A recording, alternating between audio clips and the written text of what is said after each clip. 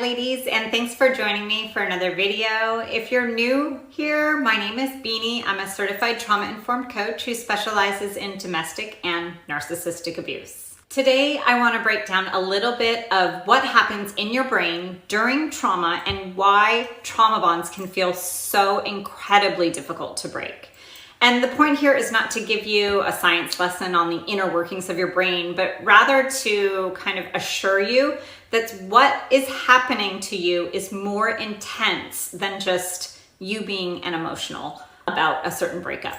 So one of the most asked questions or statements I get from clients, and one quite honestly that I asked myself for literally years, is I don't understand why I continue to take him back. Or why can't I just walk away? I know this is not good for me. And so if you can kind of wrap your brain around what is chemically going on in your body, you may be able to give yourself enough grace to begin doing what you need to do to start rewiring your brain. So let's get into it. So to get started, this is a bold statement, but the same neurotransmitter that is responsible for substance abuse addiction, like cocaine, is the same one that is responsible for addiction to dangerous partners. And that neurotransmitter is called dopamine. Our cravings for a partner we are in love with who has just rejected us cause activity in the reward system of our brain, which is very similar to the cravings for a drug like cocaine.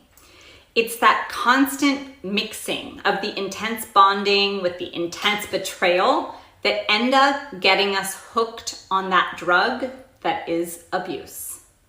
And then to top it off, we tend to kind of ruminate or obsessively think about memories with that partner, which further triggers dopamine and ends up creating reward circuits in our brain, basically telling us, do it again. But here's the thing, dopamine is not just about pleasure, it's also about survival.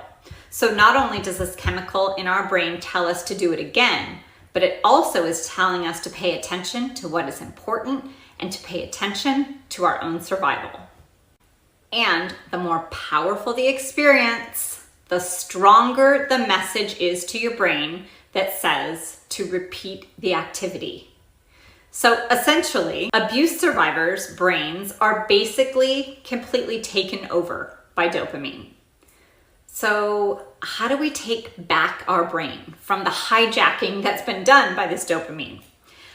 Cognitive dissonance is what will help when we are craving that dopamine hit.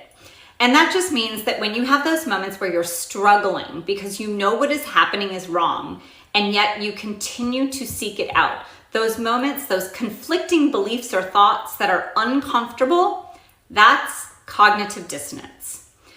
Now, the other chemical that's being released in our body during these traumatic highs and lows of an abusive relationship is called cortisol. Now, this is a stress hormone. If you have heard the term fight, flight, or freeze, well, this is the hormone that's being released in your body during those moments of fight, flight, or freeze.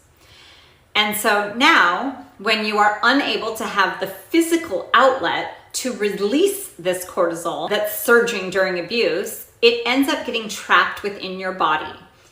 Then, as the more traumatic things happen and more cortisol is released, the cycle continues.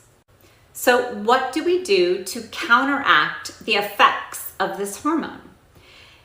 It's all the things that you would think. Physical activity, mindfulness, meditation, laughter, music, social connection. But you have to be able to sever that vicious cycle and begin the healing to kind of slowly chip away at all these negative effects. So I want to explain a little bit deeper about what parts of your brain are doing what when you are in that abusive cycle. I'm not a doctor, I'm not a psychologist, I'm not a neuroscientist, so my explanation will be of the most elementary terms. This is how I remembered it, and it helped me to kind of process everything. We have three parts of our brain. the rational brain, which is called the neocortex, but you don't need to remember the names. This is responsible for things like action and consciousness and cognition. Then we have the reptilian, which is the functional part of the brain. This is the part where it takes care of your heartbeat, your breathing, your temperature, balance, things like that. And then there's the limbic system, or the emotional part of the brain. And this deals with things like behavior, memory, and emotions. Okay, so we have the three parts: the rational, the functional, and the emotional. Unfortunately, when traumatic things happen, it's not the rational part of our brain that takes over first. It's the emotional brain that sets things in motion. And this is the part of our brain that tends to become hyperactive when we are traumatized. And then in contrast, it's the rational brain that ends up becoming suppressed or even shuts down. So when you're asking the question, why can't I just leave? It's because that rational part of your brain is not being sparked to make those decisions. So basically, survivors, they can't logically process their situations enough to get out of it.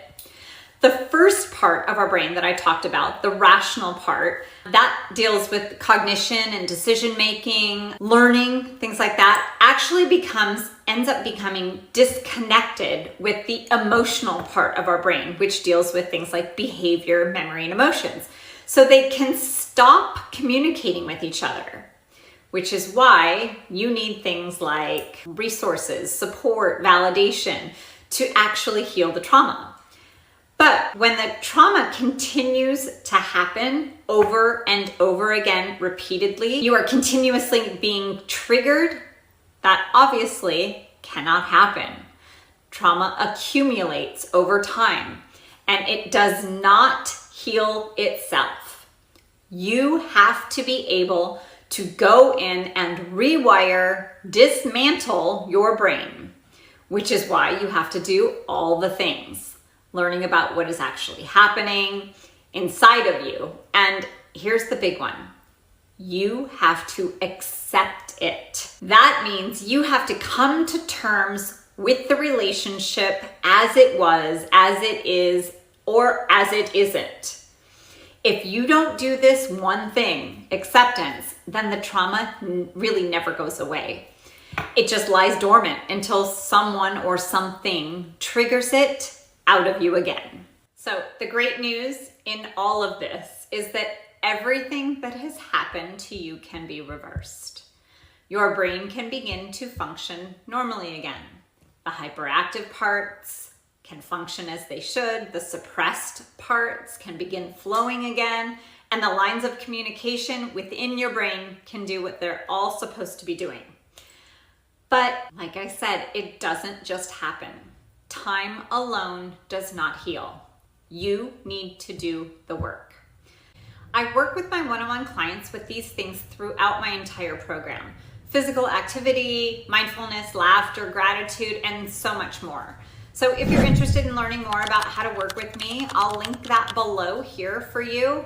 Also, if you found this video to be helpful in any way, the best way for you to support me is to give it a thumbs up, save it, or share it. And of course, if you're not a member of this community yet, be sure to hit that subscribe button. And thanks so much, ladies, for joining. And remember, I'm rooting for you.